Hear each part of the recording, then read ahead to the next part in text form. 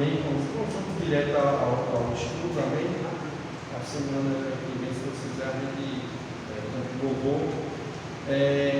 Nós estamos estudando sobre o homem, o estudo bíblico sobre o homem, sobre a criação do homem, a origem do homem. E a Bíblia afirma que o homem foi criado por Deus. E Deus criou o homem à sua imagem e semelhança, tanto homem como mulher. Quando se fala em homem aqui, está falando da humanidade. Gênesis capítulo 1, 26, 27, eu vou ler aqui, que eu só estou repetindo o que já foi falado na semana passada. Diz assim: e disse Deus: façamos o homem à nossa imagem, conforme a nossa semelhança. E criou Deus o homem à sua imagem. A imagem de Deus o criou, homem e mulher. Amém? Então, amados, Gênesis 2,7 também diz: e formou o Senhor Deus o homem do pó da terra, e soprou em suas narinas o fôlego de vida, e o homem foi feito alma vivente. Então, amados, segundo a Bíblia, o homem é a criação de Deus, e veio a existir por um ato criador de Deus. Recebeu um organismo físico e foi feito imagem e semelhança de Deus.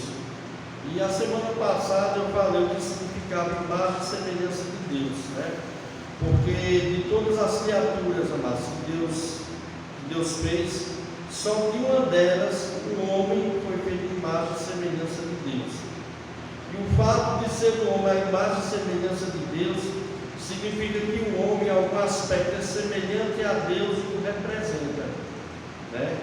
O homem da criação teve esse privilégio que nenhuma outra criatura teve. E quando Deus diz: façamos o homem a nossa imagem, conforme a nossa semelhança, em Gênesis capítulo 1, verso 6, isso significa que Ele pretende fazer uma criatura semelhante a si. E se refere a algo similar, mas não idêntico. A palavra imagem também pode ser usada para exprimir algo que representa outra coisa. Então, amados, o homem é semelhante a Deus em muitos aspectos, como nós vimos, A capacidade intelectual, o homem é um ser que tem intelecto, tem capacidade de aprender, de adquirir conhecimento. O homem é um ser racional, inteligente, O homem é um ser moral, O primeiro homem, Adão, antes da queda, ele era moralmente santo, tinha uma pureza moral, ele não tinha ainda caído, não tinha pecado, só tinha uma natureza só, que é uma natureza santa, justa e reta. O homem foi criado com capacidade de tomar decisões. Nós vimos isso na semana passada. Tudo isso significa que o homem é a imagem e semelhança de Deus. O homem foi criado com uma natureza espiritual, ou seja, o homem ele tem um espírito, ele tem uma alma, O homem tem a capacidade de governar, de dominar sobre a terra e sobre a criação. O homem é um ser que é relacional, tem a capacidade de se relacionar com Deus e com outras pessoas, assim também com Deus. Imortalidade, Depois de criado, o homem não deixa de existir. Sua alma, seu espírito não deixa de existir, O corpo morre por causa do pecado, mas a alma e o espírito do homem ela não morre. Então, mas o homem é semelhante a Deus nesses seguintes aspectos, como nós vimos na semana passada. Esse termo imagem e semelhança, nós vimos, significa a mesma coisa. Alguns pensam que imagem é uma coisa, semelhança é outra coisa. Mas são termos sinônimos, palavras que têm o mesmo significado. Nós vimos isso na semana passada. Quando nós vimos em Gênesis 1, 26, que aparecem as duas palavras, Deus disse que uma imagem e semelhança. Gênesis 1, 27, o autor usa apenas o termo imagem, veja, no mesmo texto, no versículo 1, Gênesis 5, 1, o autor substitui o termo por semelhança. Gênesis 5, 3, o autor volta a usar as duas palavras, imagem e semelhança. Isso para deixar claro que imagem e semelhança são termos sinônimos, palavras que têm o mesmo significado. É uma coisa só, amém? Quando a Bíblia diz que Deus fez o homem à sua imagem, à sua semelhança, isso significa a mesma coisa, né? Que o homem é um ser que tem capacidade intelectual, o homem é um ser que ele tem uma natureza espiritual, o homem é um ser que tem capacidade de governar e dominar sobre a terra, o homem é um ser relacional, né? O homem tem a parte da imortalidade da sua alma, alma e espírito. O homem, ele foi criado com capacidade de tomar decisões. Então, isso significa o homem ser imagem e semelhança de Deus. Amém? Agora, depois da queda, o homem ainda continua sendo imagem e semelhança de Deus, né? Nós vimos a semana passada que ainda continua. Só que depois da queda do homem, a queda que eu estou falando aqui é quando o homem caiu no pecado, quando o homem desobedeceu a Deus, né? Essa imagem e semelhança não foi completamente perdida, mas foi o que? Desfigurada. Ela foi manchada, ela foi danificada pelo pecado. Então, sem dúvida, ele não é mais tão plenamente semelhante a Deus como era antes da queda, como era Adão antes de cair. Por quê? Porque onde o pecado entra, amados, contamina, né? Então, amados, sua pureza moral e se perdeu de seu caráter pecaminoso, certamente não espelha mais a santidade de Deus como o primeiro homem Adão.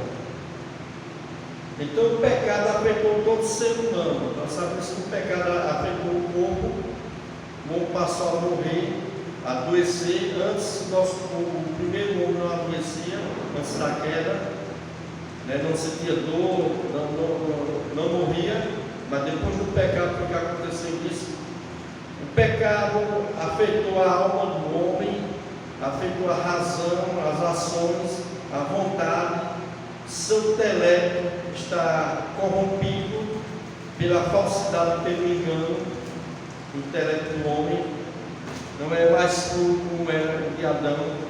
Suas palavras já não glorificam continuamente a Deus. Seus relacionamentos muitas vezes são controlados pelo egoísmo, já não pelo amor. Suas escolhas, decisões são influenciadas por sua natureza pecaminosa, né? O arbítrio do homem foi corrompido pelo pecado. Então, amados, o arbítrio do homem já não é livre como era antes, né? Porque muitas pessoas falam sobre que o homem tem livre arbítrio, mas o homem, amado, ele nasce escravo do pecado. O arbítrio dele está manchado pelo pecado, ele não é livre, ele é influenciado. Todas as decisões que nós tomamos, ela é influenciada. E ela é influenciada por quê? Principalmente o homem ali que não passou pela regeneração, pela natureza caída dele. De maneira que até as escolhas que ele vai fazer, o pecado, ele é influenciado pelo pecado, né? Vamos ver Romanos 7, 14 e 20, né? Como nós vimos na semana passada, só para dar mais uma lembrada. Romanos capítulo 7, de 14 ao 20.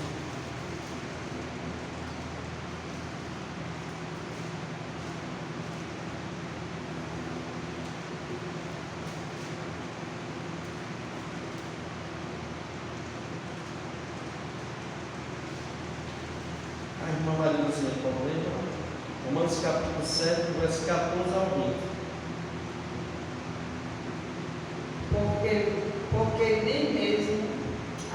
Porque nem sabemos que a lei é espiritual. Eu, porém, sou carnal, vendido à escravidão do pecado. Porque nem mesmo compreendo o meu próprio modo de agir, pois não faço o que prefiro, e sim o que detesto. Ora, se faço o que não quero, concordo com a lei que é boa. Neste caso, quem faz isso não sou eu, mas o pecado que habita em mim. Porque eu sei que em mim, isto é, na minha carne, não habita bem nenhum. Pois o querer o bem está em mim, mas não o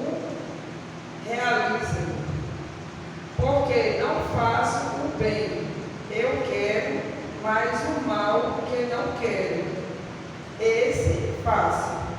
Mas se eu faço porque eu quero, já não sou eu quem o faz, e sim o pecado que habita em mim. Meu irmão, isso aqui está mostrando que o camarada até queria fazer, mas ele não consegue realizar, porque tem algo maior que governa ele, que direciona ele. E esse algo é o quê? O pecado, amados. O homem, depois da queda, amados, o arbítrio dele não é livre como o de Adão era, porque Adão ele tinha apenas uma natureza boa, uma natureza santa, uma natureza reta. Ele tinha realmente, ele era livre para escolher entre o bem e o mal, mas depois da queda, o homem se tornou um ser completamente depravado pelo pecado. O pecado atingiu toda a área do homem, inclusive o arbítrio do homem. E é o que Paulo diz aqui, amados: sabendo que a lei é espiritual, eu contudo não sou, pois fui vendido como escravo a um pecado. Escravo, você vai ver algum escravo livre, a não ser que ele seja liberto, né? Escravo, vendido como escravo ao pecado. Não entendo o que faço, pois não faço o que desejo, mas o que eu odeio. E se faço o que não desejo, admito que a lei é boa. Nesse caso, não sou mais eu quem faz, mas o pecado que habita em mim. Veja o verso 18, amados. Sei que nada de bom habita em mim, isto é, em minha carne, porque tenho o desejo de fazer o que é bom, mas não consigo realizá-lo. Pois o que faço não é o bem que desejo, mas o mal que não quero fazer. Esse eu continuo fazendo. Ora, se faço o que não quero, já não sou eu quem faz, mas o pecado que habita em mim. Então, amados, até as escolhas do homem foi afetada pelo pecado, depois da queda. Porque o que a Bíblia nos diz, amados, é que o homem está num estado de queda. O homem é uma criatura decaída do seu estado original. E esse estado de queda, de pecado, que entrou na vida dele, afetou completamente as suas faculdades.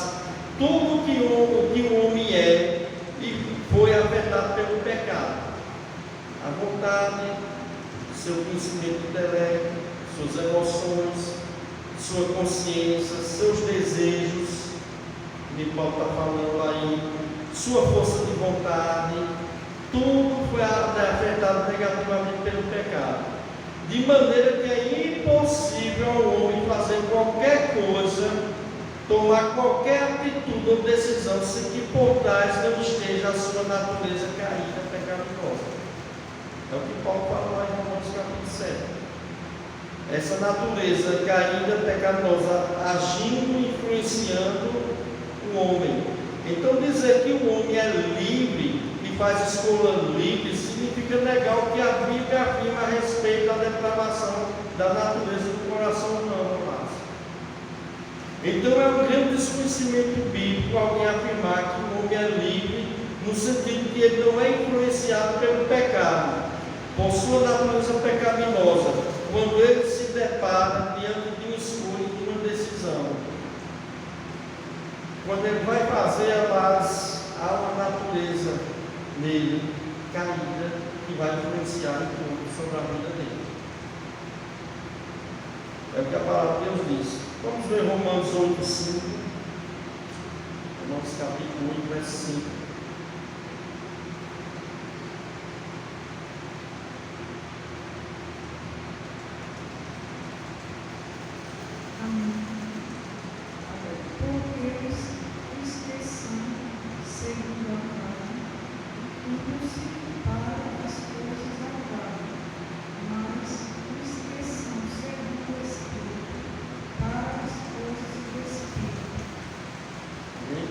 Os que são segundo a carne inclinam-se para as coisas da carne. Os que são da velha natureza, os que estão na velha natureza, na natureza caída, eles se inclinam para quê? Para a sua velha natureza caída. A inclinação dele é para esse lado. Então, amados, é grande desconhecimento bíblico, amados, alguém afirmar que o homem é livre no sentido que ele não é influenciado pelo pecado, por sua natureza pecaminosa, né? Quando ele se depara de uma escolha e de uma decisão.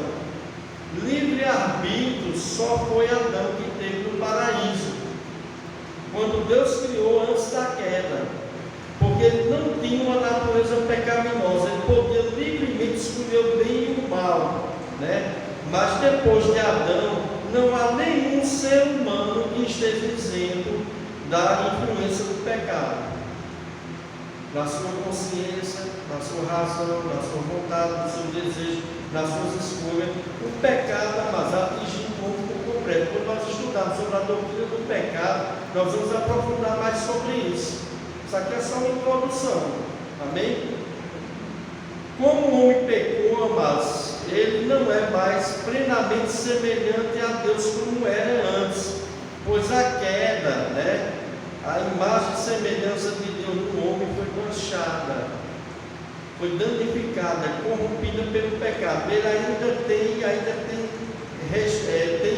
parte, amados, mas está danificada, está manchada, está corrompida pelo pecado, né? Porque no sentido do exemplo de santo, reto e justo, como Adão era antes da queda, né? O homem perdeu isso. Ele só vai voltar a ser santo, justo, através de Jesus Cristo, quando houver uma regeneração na vida dele, uma conversão genuína a Cristo, né? Mas enquanto isso, amados, se ele não tem Cristo, né, a natureza dele não é mais santa, reta, como Adão era antes da queda. A natureza dele agora está manchada, danificada, corrompida pelo pecado. Vamos ver o Salmo 14, verso 2 e 3.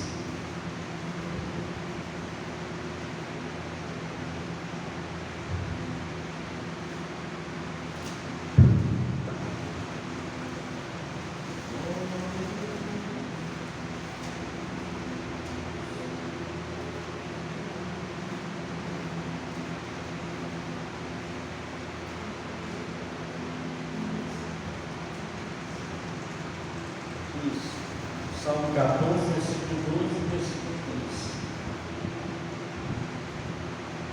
O Senhor olha dos céus para os filhos dos homens, para ver se há alguém que tenha entendimento, alguém que busca a Deus. Todos se desviaram igualmente, como Pedro. Não há ninguém que faça o bem, não há nenhum segredo.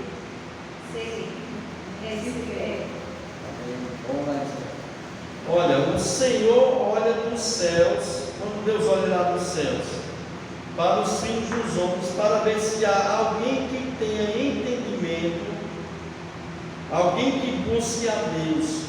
Todos se desviaram, todos se desviaram, igualmente se corromperam. Não há ninguém que faça o bem, não há nenhum sequer, amados. Por quê? O homem foi afetado pelo pecado, amados, completamente. Vamos ler Romanos capítulo 3, verso 10 ao 12. Romanos 3, 10 ao 12. E fala a mesma coisa aqui no Salmo 14, 2, 3. Romanos 3, isso, irmão. Romanos capítulo 3, verso 10 e verso 12.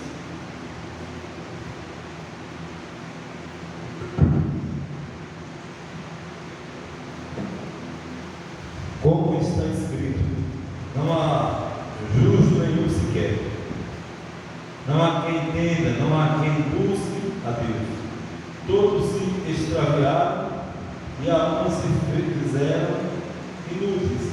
Não há quem faça o bem, não há nenhum sequer. Como está escrito? Escrito aonde? Na palavra de Deus, amados.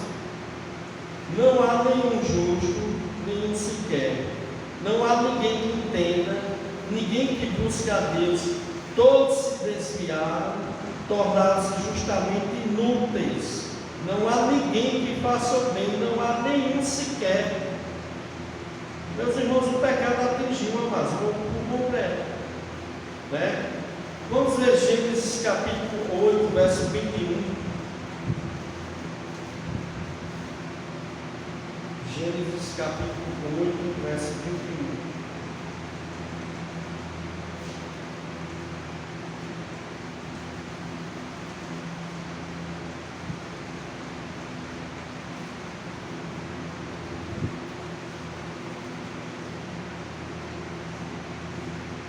Gênesis 8, 21. O aroma do sacrifício agradou ao Senhor, que disse consigo: nunca mais amaldiçoarei a terra por causa do ser humano, embora todos os seus pensamentos e seus propósitos se inclinem para o mal. De seres vivos.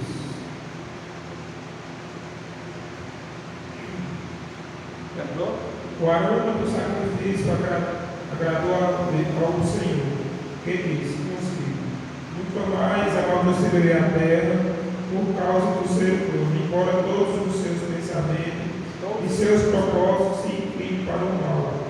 De seres vivos. Amém? O Senhor sentiu o aroma agradável e disse a si mesmo: nunca mais amaldiçoarei a terra por causa do homem. Isso aqui está falando sobre o dilúvio, amado. Depois do dilúvio, o Senhor não ia mais amaldiçoar a terra, destruir a terra. Não é destruir o ser humano com o dilúvio, né? Por causa do homem. Pois o seu coração, olha, o coração é inteiramente inclinado para o mal desde a infância. Mesmo que Deus está dizendo aqui, amado, quem está falando é Deus sobre o homem, amado. Deus está dizendo, amado, o coração do homem é inteiramente inclinado para o mal desde a infância. Alguma linguagem diz desde a sua meninice. O coração do homem é completamente inclinado para o mal desde a sua infância. Vejam quando o pecado atingiu o homem, amados. Vamos ver Romanos 6:5.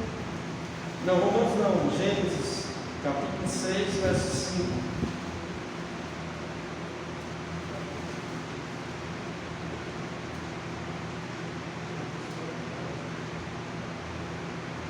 O Senhor viu que a maldade das pessoas havia se multiplicado na terra e que todo o desígnio do coração delas era continuamente mau.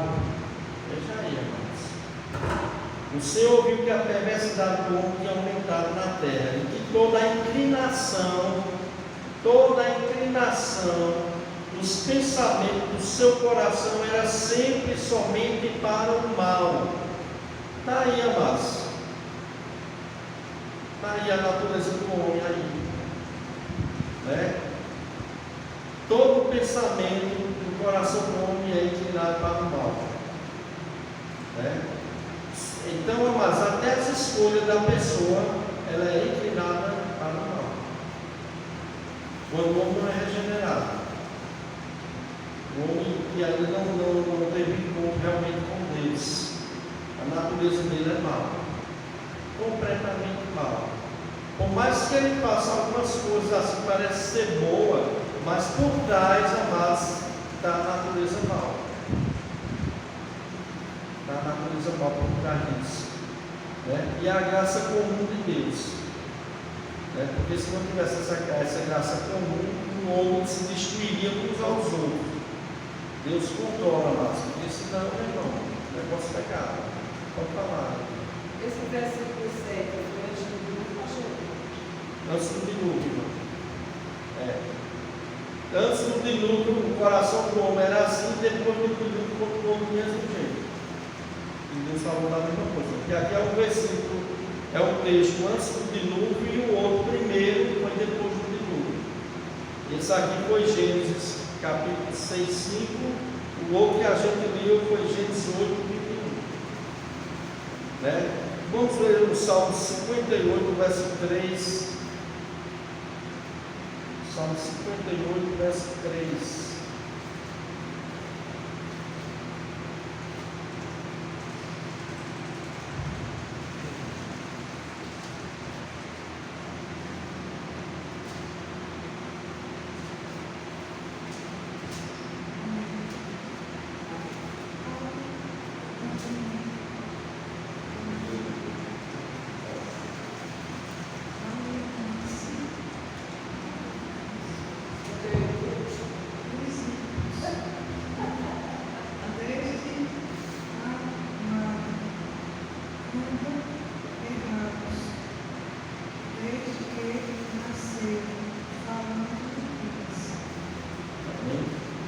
Olha, os ímpios erram o caminho desde o ventre, desviam-se os mentirosos desde que nascem. Olha aí o estado do homem, amados, né? Desde o ventre, desde que nasce, o homem, amados, ele tem uma natureza caída pecaminosa. Desde que nasce. Salmo 51, verso 5, vamos ver. Salmo 51, verso 5.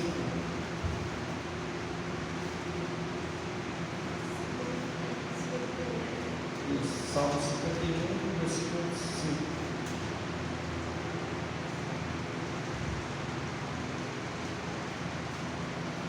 Sei que sou pecador, desde que nasci. Sim, desde que me concebeu minha mãe. Olha, sei que sou pecador desde que eu nasci, né? Sim, desde que me concebeu minha mãe. Amém?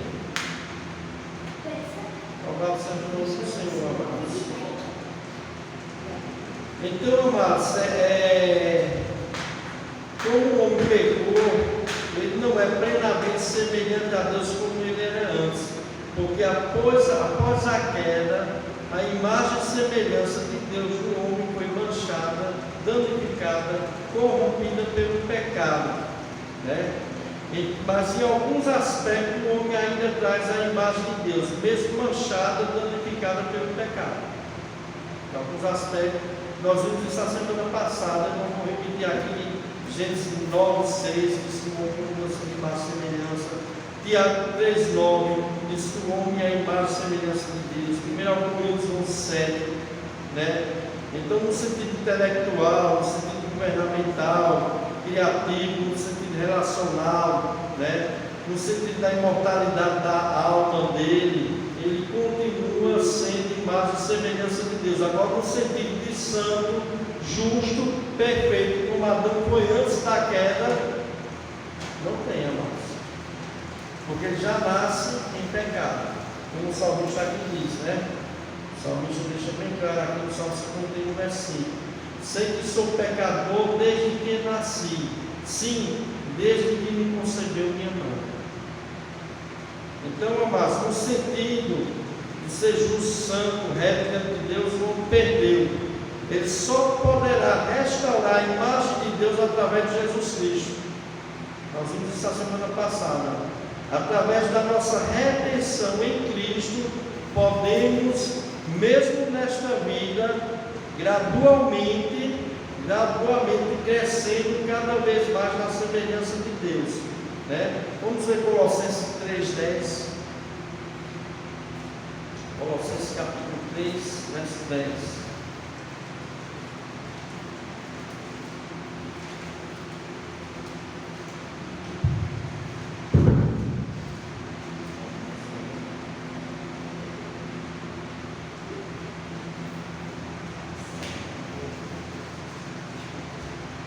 Colossenses 3,10.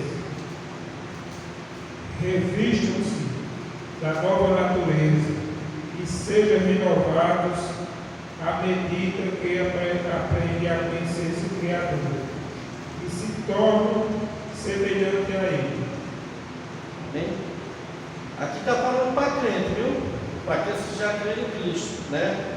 E se revestiram do novo, qual está sendo renovado em conhecimento feito à imagem do seu Criador, né? Ou seja, à medida que nós vamos crescendo no verdadeiro conhecimento de Deus, da sua palavra, nós começamos a pensar cada vez mais os pensamentos que o próprio Deus tem. Por isso que é importante, amados, o crente ele crescer na graça e no conhecimento da palavra de Deus, né? No momento que ele se converte na redenção que há em Cristo Jesus, o homem já começa, amados, a ter esse processo de renovação da imagem e semelhança de Deus. E quando ele vai crescendo no conhecimento de Deus, quanto mais ele vai se alimentando da palavra de Deus, conhecendo os desígnios de Deus, a palavra de Deus, mais ele vai se tornando semelhante a Cristo. Mais ele vai se tornando semelhante a Cristo. Vamos ver 2 Coríntios 3,18.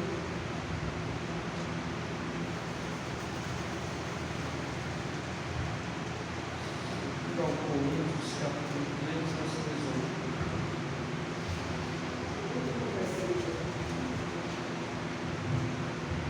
E todos nós, como rosto desvendados, contemplando com um pouco de espírito a glória do Senhor, fomos transformados de glória em glória na sua própria imagem, como pelo Senhor o Espírito.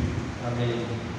Todos nós que com face descoberta contemplamos a glória do Senhor, segundo a sua imagem, estamos sendo transformados com glória cada vez maior, a qual vem do Senhor, que é o Espírito, né?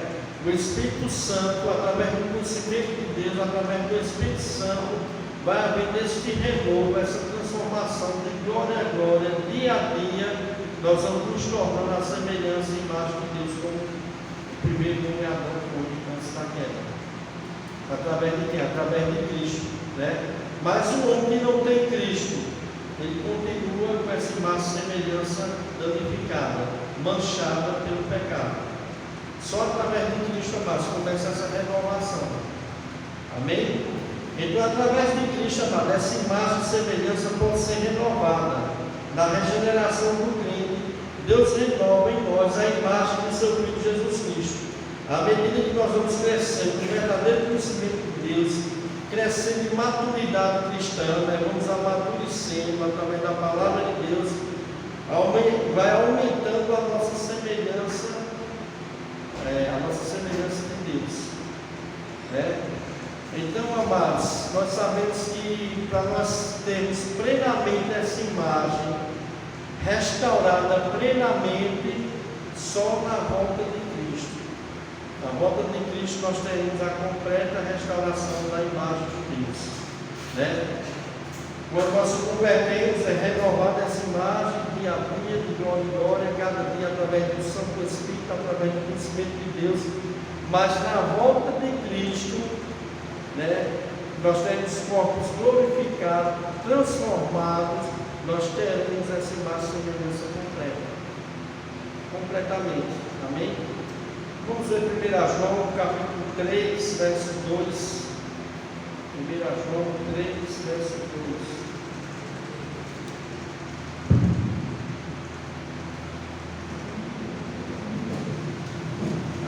Amados, agora somos filhos de Deus, mas ainda não se manifestou o que haveremos de ser.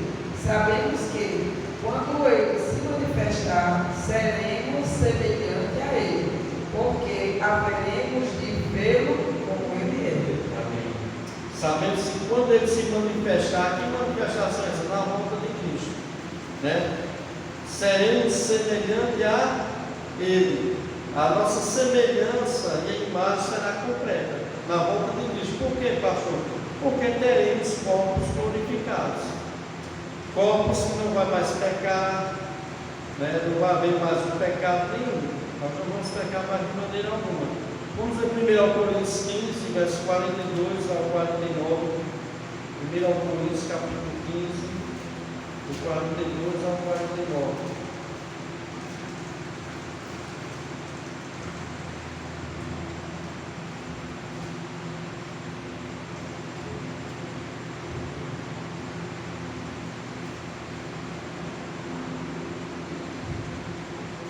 Quantos vezes quer que eu leia aqui, irmão? Irmã, que é um texto meio grande, né? Amém? 1 Coríntios 15, 42 a 49, diz assim, ó. 42 é? É, 42 a 49. 1 Coríntios capítulo 15, 42 a 49. Assim será com a ressurreição dos mortos. O corpo que é semeado e perecível é ressuscitado imperecível. É semeado em desonra, ressuscitará em glória. É semeado em fraqueza, ressuscitará em poder. É semeado em corpo natural, ressuscitará em corpo espiritual. Amém? Se há corpo natural, há também corpo espiritual. Assim está escrito: o primeiro homem Adão tornou-se um ser vivente, e o último Adão espírito vivente, que é Cristo. Não foi o espiritual que veio antes, mas o natural, depois dele o espiritual. O primeiro homem era do pó da terra, o segundo homem dos céus. Os que são da terra são semelhantes aos homens terrenos, os que são dos céus ao homem celestial. Assim como tivemos a imagem do homem terreno, teremos também a imagem do homem celestial. A nossa imagem e semelhança de Deus será completamente, amados, restaurada quando Jesus voltar, com a glorificação do corpo. Nós seremos semelhantes a Cristo, nosso corpo teremos corpo celeste. Amém? Corpinho incorruptível, não se corrompe pelo pecado. Agora, vamos ler Filipenses 3, 21. Aí a irmã pode ler agora. Filipenses capítulo 3, verso 21.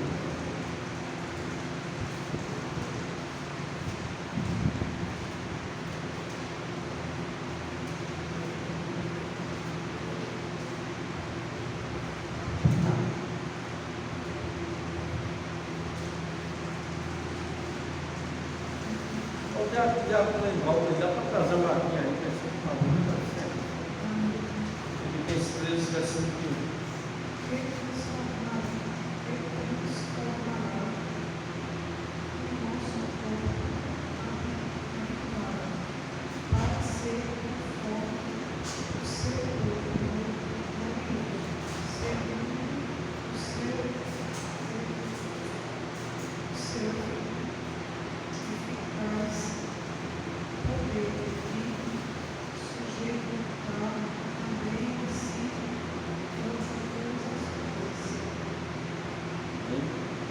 Pelo poder que o capacita a colocar todas as coisas debaixo do seu domínio, aqui está falando de Cristo, Ele transformará os nossos corpos humilhados, tornando-os semelhante ao seu corpo glorioso.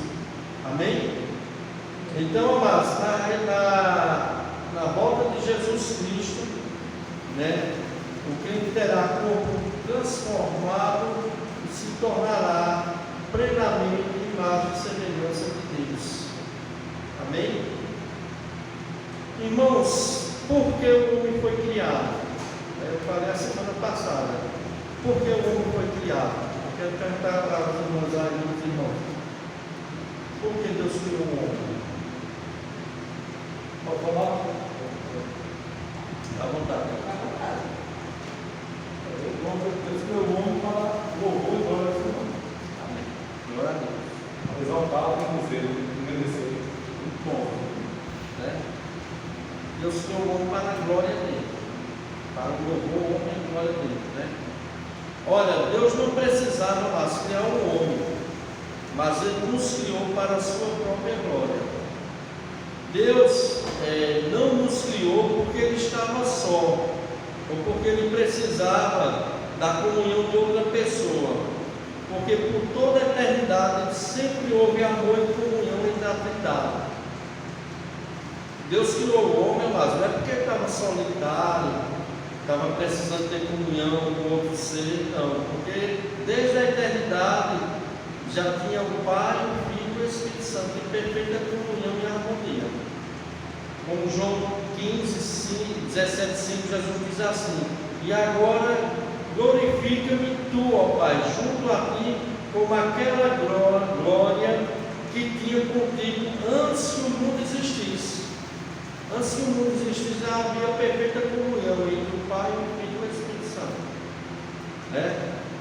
Verso 24: Pai, aqueles que me deste, quero que onde eu estiver, também eles estejam comigo, para que vejam a minha glória que me deste, porque tu me amaste antes da fundação do mundo, antes de tudo ser criado, amado. Já existia a comunhão perfeita do Pai, do Filho e do Espírito Santo. Então Deus não criou o homem porque Deus estava carente, estava sozinho. Não, ele já tinha, entendeu? Mas ele criou o homem, amados, para a sua própria glória. Então nós percebemos, amados, que Deus não precisava nos criar, que não precisava de nós para nada, mas as Escrituras nos dizem que fomos criados para a glória de Deus, indicando que nós somos importantes para o próprio Deus.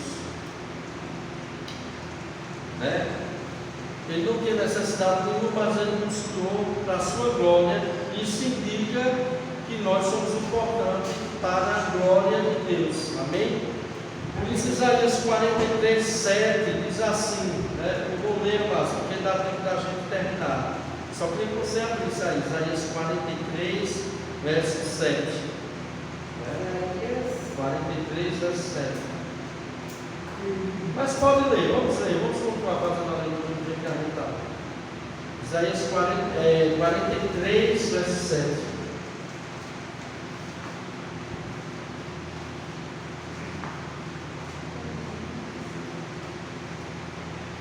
Quem vai ler o diabo por isso? Vou ler do Paulo.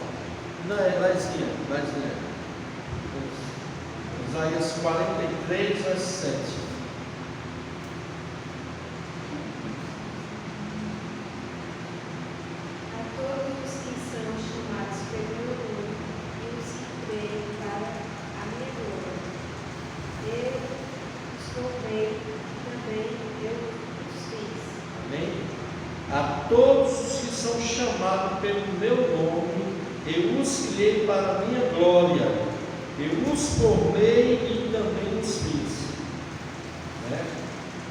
Isso nos lembra em 1 Coríntios 10, 31, quando Paulo diz: portanto, quer comamos, quer bebamos, fazemos qualquer coisa, tudo seja feito para a glória de Deus. O fim do homem ter sido criado, mas é para glorificar a Deus em todo o seu tempo. Paulo diz: nós quer comamos, quer bebemos, fazemos tudo para a glória de Deus.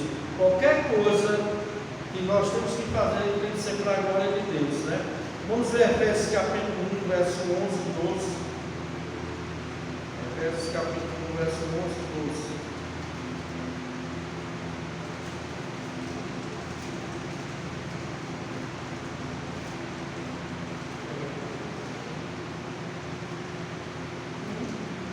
Capítulo 1, verso 11 e 12.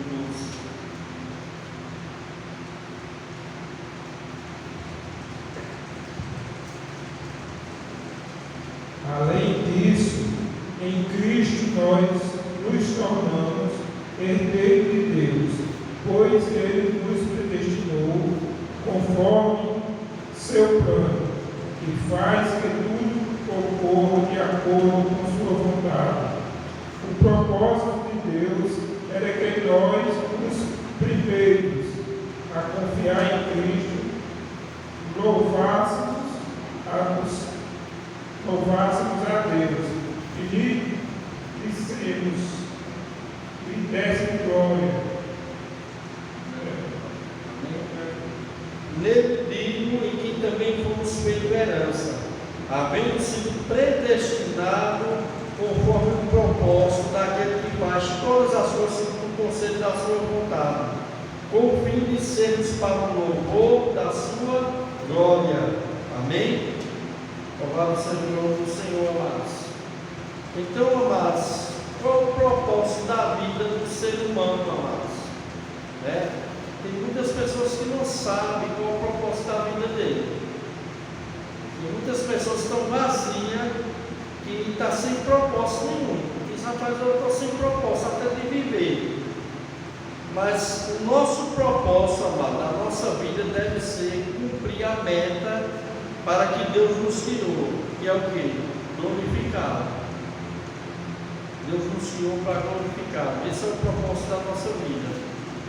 Mas quando nós pensamos, amados, nos nossos próprios interesses, se esquecendo do nosso real propósito da vida, né? Nós devemos nos alegrar em Deus e encontrar prazer no nosso relacionamento com Ele. O homem erra o alvo quando ele não entende que o propósito da vida dele existir, porque Deus criou, porque Deus deu o sopro da vida dele, o Espírito dele, Deus o fez para a glória dele. Quando ele não entende isso, meu irmão, ele está errando completamente o alvo daquilo para que ele foi criado, né? E aí ele tem que entender, amados, que esse propósito de vida deve ser suficiente para nos alegrarmos em Deus e encontrar prazer no nosso relacionamento com Ele, né? O Salmo 16, verso 11 diz assim, olha, Salmo 16, verso 11: na tua presença a plenitude de alegria, na tua destra delícias perpetuamente. Ou seja, na presença de Deus a plenitude de alegria, na sua destra há delícias perpetuamente, né? O Salmo 73, verso 25 e 26 diz: que mais tenho eu no céu? Não há outro que me compraza na terra. Ainda que a minha carne e o meu coração desfaleça, Deus é a fortaleza do meu coração e a minha herança para sempre. Salmo 84, verso 1 e 2, o verso 10 diz assim: quão amáveis são os teus tabernáculos, Senhor dos exércitos! A minha alma está desejosa e desfalece pelos atos do Senhor. O meu coração e minha carne clamam pelo Deus vivo, porque vale mais um dia dos teus atos do que 1000. Então, mas, portanto, a atitude normal do cristão é alegrar-se no Senhor e na lição de vida que Ele nos dá. Essa compreensão, amados, da doutrina, da criação do homem, traz resultados bastante práticos na nossa vida. Porque nós, quando percebemos que Deus nos criou para a glória dEle, quando nós passamos a agir a fim de cumprir esse fim, então nós vamos começar a experimentar uma intensidade de alegria no Senhor. Deus se deleita em nossa comunhão com Ele, nós teremos alegria plena no Senhor, amados. Por que os cristãos hoje estão errando esse alvo? Porque, meu irmão, está se esquecendo, amados, de muitos cristãos, estou dizendo crente mesmo, não estão mais vivendo para o deleite do Senhor, não estão vivendo mais uma vida consagrada a Deus, uma vida de glorificar a Deus. E aí, meu irmão, não há alegria mais. É tanto cristão triste, né? Não estou nem falando do homem caído, o homem caído em si, meu irmão, né? Mas às vezes muitos cristãos assim, amados. Porque quando realmente o cristão compreende que ele foi criado para a glória de Deus e ter comunhão plena e alegria no Senhor, ele não vai viver gastando o tempo da sua vida com coisas que não edificam e não glorificam a Deus. Quando a gente entendemos, amados, que a nossa vida é só para a glória de Deus, quando nós não colocamos nossos interesses pessoais na frente dos interesses de Deus, né? E nós vamos ter a verdadeira satisfação e alegria no Senhor. Por que hoje existe crente com tanta depressão, amados? Por que hoje existe crente triste, crente desanimado? Porque, meu irmão, está se esquecendo que o alvo da vida dessas pessoas é para a glória de Deus. Porque o salmo, meu irmão, o salmista deixa claro, amados: na tua presença a plenitude de alegria, na tua destra delícias perpetuamente, amados. O que está faltando hoje em dia no foco de muitos crentes é eles entender que Deus criou o ser humano para a glória dele. Ele vivendo de acordo que vai glorificar a Deus, Deus vai dar essa alegria, essa satisfação em nosso coração, amados. Então, amados, quando o homem não entende que ele foi criado por Deus para glorificar e ter comunhão plena com Deus, ele vai viver uma vida vazia. Ele vai viver uma vida, vazia e vai tentar preencher essas coisas com o quê? É que nem o povo do mundo lá tenta preencher o vazio da vida comendo bem, bebendo, farrando, indo para as festas, se drogando, fazendo muito sexo, correndo atrás de dinheiro, de trabalho, de bens materiais. Isso nunca vai satisfazer o nosso coração. Quanto mais eles correm, mais escravo fica, mais oprimido fica dessas coisas. Mais vazio fica, amados. Mais vazio fica, Então, amados, por quê? Porque essas coisas nunca lhe darão uma alegria plena, concreta. Sempre ficará um vazio, pois esse vazio só será preenchido com Deus e com a vida que glorifica a Deus em tudo que nós fazemos na nossa vida. Então, o homem, amados, foi criado para glorificar a Deus. Esse é o real sentido da nossa vida. Quando nós entendemos isso, amados, vai haver alegria e plenitude da alegria na nossa vida, Você pode ver, mas quanto mais as pessoas se afastam de Deus, mais vazio elas ficam. E o pior é que elas vão tentar preencher esses vazios com as coisas que não vai preencher. E aí, meu irmão, é crente com depressão, é crente se matando, crente tirando a própria vida, meu irmão. O que é que está acontecendo, irmão? Será que não está falta de conhecimento, irmãos? Que Deus nos criou para a glória dele, e que se nós vivermos de acordo e vai glorificar a Deus, Deus vai encher o nosso coração de alegria plena, amados. Mas quando não se entende isso, irmãos, a pessoa vai correr atrás de quê? Das coisas do mundo aí, que não vai preencher esse vazio. Pode preencher até momentaneamente, Vai comer bem, se satisfaz. Nossa, eu comi tanto e tal. E daí, depois? Vai beber, bebe, está naquela, Na hora que está bebendo, vai para a alegria só. Depois está triste lá, desanimado, caído lá, vomitando, fazendo coisas ridículas. Vai para as festas aí, tentar preencher o vazio, só vomitando. Quando volta para casa, as pessoas continuam infelizes e vazias, Tenta preencher com droga, com sexo, com dinheiro. Vou ter muito dinheiro, eu tenho muito dinheiro, eu vou me realizar. É uma mentira, é um engano.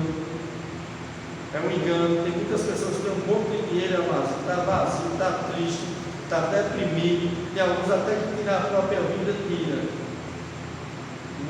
Lá no mercado, lá perto de casa. Parece que está tudo bem com a vida dele, sorrindo, parecia alegre. Se trancou dentro do quarto, dando tiro na boca, se matou. Nem a mulher nem sabe por quê. E é tudo do bom e do melhor, mas trabalhar de domingo a domingo, para tentar preencher esse vazio. Meu irmão, enquanto a gente não entender, mas que nós só existimos para glorificar a Deus, E que, como o Salmo 16:11 diz, que na presença de Deus a plenitude de alegria e a delícias perpetuamente. E quando nós não entendemos isso, amados, nós vamos viver uma vida vazia, uma vida insatisfeita, Como o Salmista 73, 26 diz: que mais tenho eu no céu?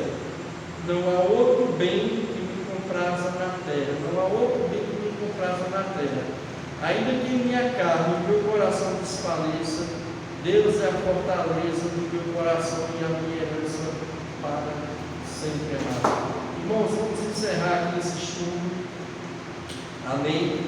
Então, amados, nós vimos aqui que nós somos criados por Deus.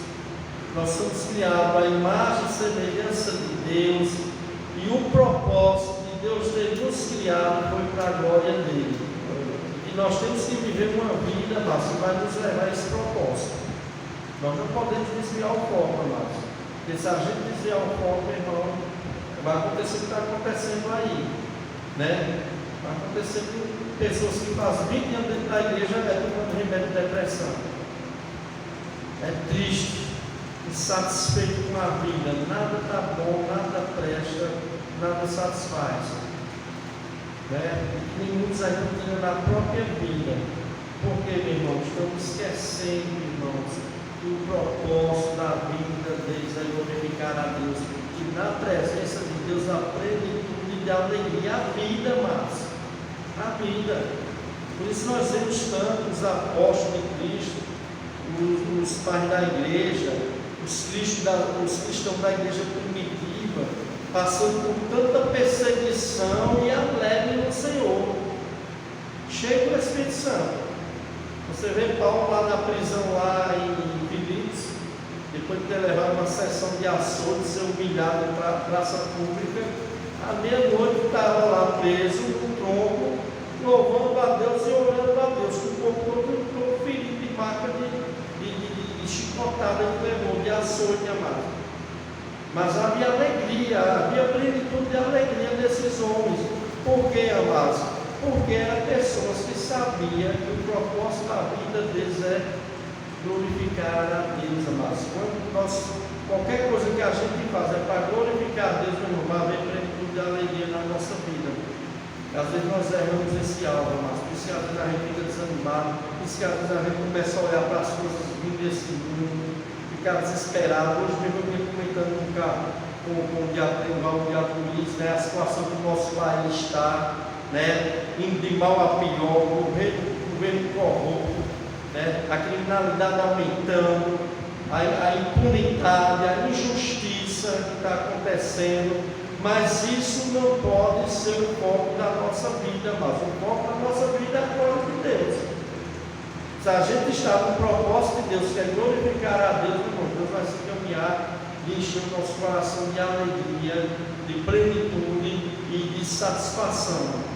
Nós vamos ser satisfeitos, amados, com aquilo que Deus tem suprido na nossa vida. E nós sabemos que Deus continuará suprindo até a volta dele. Deus possa nos abençoar, amados, em nome do Senhor Jesus Cristo. Na semana que vem, nós vamos estudar sobre a estrutura do ser humano, né? O homem é composto de corpo, a parte material, mas tem a parte espiritual do corpo do homem, né? Alguns acreditam que o homem é composto de corpo, alma e espírito, né? Chama-se os tricotomismo. E tem também os dicotomismo, que acreditam que o homem é composto apenas do corpo e a alma e o espírito é a mesma coisa, é uma coisa só, né? O homem tem a parte material e a parte espiritual. Vamos estudar isso, se Deus quiser, semana que vem. E vamos encerrar aqui um estudo sobre o homem. Nós já vamos entrar sobre outro estudo, sobre o pecado. Depois do estudo sobre o pecado, vamos entrar sobre um estudo sobre salvação. Depois de salvação, um estudo sobre a igreja. Tem um monte de coisa ainda, né? Amém? Para a glória do Senhor. Vamos estudar sobre anjos, vamos estudar várias coisas para a glória de Deus. Amém?